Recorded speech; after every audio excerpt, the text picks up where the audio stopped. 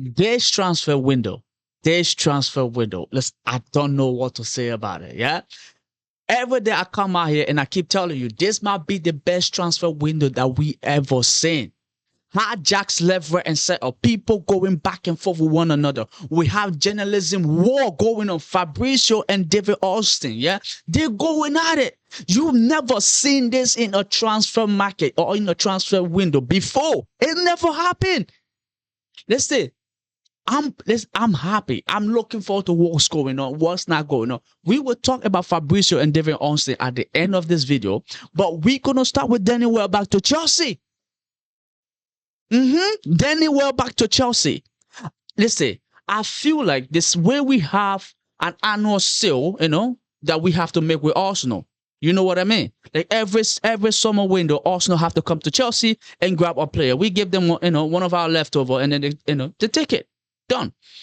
We have that with Brighton. Every window since Blue Coat took over, we have to go over to Brighton, right? And get somebody. I don't care. Every single window, we've gotten somebody from there. The Casado, what's his name? Ja Pedro, Sanchez, who else? Name them.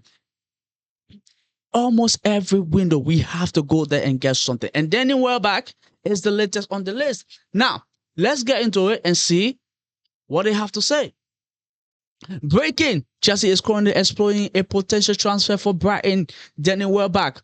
With the striker contract set to expire in 2027, Brighton is aware of the interest. While discussions are in the early stages, there is mutual optimism that an agreement can be reached, as Xabi Alonso value Welbeck blend of quality and leadership.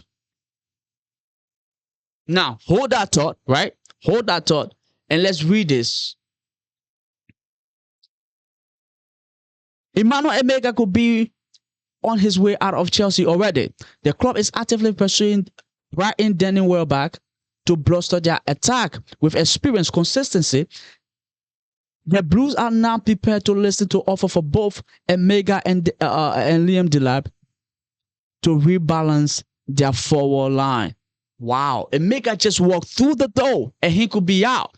Now, we were all looking at Danny Welbeck as, not Danny Welbeck, but Liam Delap as they want to be out, right? Because when the whole season started, or before the season started and whatever, we know it was Liam Delap or Jackson. One of them have to leave. But now, as it seems, both of them is going to leave, right? And Danny Welbeck is coming in. But another thing that I actually do want, and I mentioned, right, before I gave you my thoughts about Danny Welbeck coming in, right, that I mentioned yesterday, Gonzalo Garcias from Real Madrid. He's on the market. Fulham is interested in him. Madrid wants somewhere around 50 million. If Chelsea, by the grace of Almighty God, yeah, even if you don't believe in God, listen, now we do, yeah, now we do, because can get this done, I will actually appreciate it. Danny Welbeck is coming in for his experience and his leadership or whatever, that great. I don't have problem with Danny Welbeck coming in. But if that's all we have, I'm not okay with it. I'm not okay with it. If we let Emega and Delap go, right, please go and get Gonzalo Garcias. Add that to the list. Listen, I really don't. Danny Welbeck, if he comes, I don't care. If he doesn't come, I don't care. But I also know Chelsea is trying to have that balance, right, of squad in terms of the mix of experience and youngster. They're trying to kind of change things a little bit, which is good, right? Hence, we're going in for Granit Xhaka, and we also link with Bruno Guimaraes, right, and experienced Premier League players. Those two are, right? And now, what's his name? Danny Welbeck also fall into that same category. And it's okay. But Gonzalo Garcias, listen, will be my first preference. I really don't care. But let's see how this one turns out. But Delap and Emega could be out. Let's see, I'm not against it. I know Everton are heavily linked with Delap and they want him. They're pushing for the move, right? Get it done. Get it done. We already sent Xhaka their way, right? Now let's send Delap their way as well. Now Emega, on the other hand, I feel sorry for the brother. The man decided to join the Mandem FC, right? He left the Amapiano Mandem and then came to the Mandem FC, and now he's about to leave as well. That kind of sucks. So I feel for him. But if that's what we have to do to get quality in, listen, I'm all for it. Because listen, we have to put our feelings and emotions aside here, right? Whatever we feel, whether it's good or it's not good. Listen, we need quality and we need to up the level. If we're gonna go this season to say we want to compete, secure top will probably compete for the league. Because I don't want the situation where even now we're just trying to make top four. I want us to compete for the league. If we can win it, let us win it, right? I don't want to say, oh, we just want top four. No. Less of that. Compete for the league, yeah? Against the Liverpool, the Arsenal, the Man City, name them, right? The Spurs, name them. We want to compete with every single one of them for this coming title. We only have one game a week, no excuse, right? So if that's what we need to do to bring quality in, bring it in. If you think Danny Welbeck will help, listen, his experience is there, good. Listen, that's what he's been doing at Brighton anyway. He comes from the bench and then, usually he ends up scoring a goal. So if that's the same plan that Chelsea have for him, I'm okay with it. Now, we just talked about Danny Welbeck and you think it's over and you think it's done, yeah? Chelsea have another surprise for you. Another surprise. And here is it. Chelsea working on a deal to sign Jordan and Henderson from Brentford. An exit is possible on a free transfer. Henderson is keen on the move. It follows a reject bid for Granit Xhaka, seeking experience and leadership. Henderson character view as a big factor as well. Now, I don't know what this really means, right? When I say I don't know what it means, because there's so much going on right now, yeah?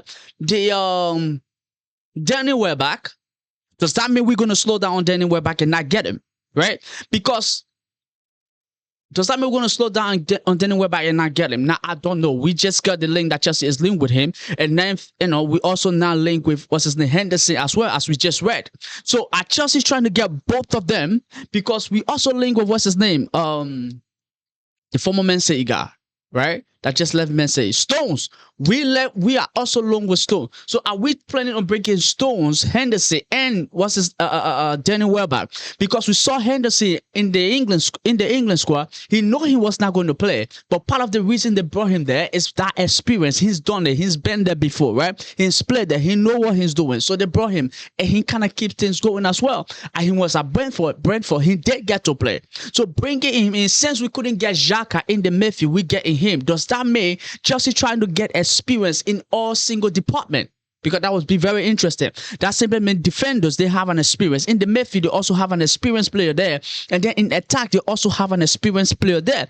Now, that would make so much sense. But I don't know what Chelsea is actually planning on doing. Because Chelsea, 1 minute they want to do this, the next minute they're trying to do that.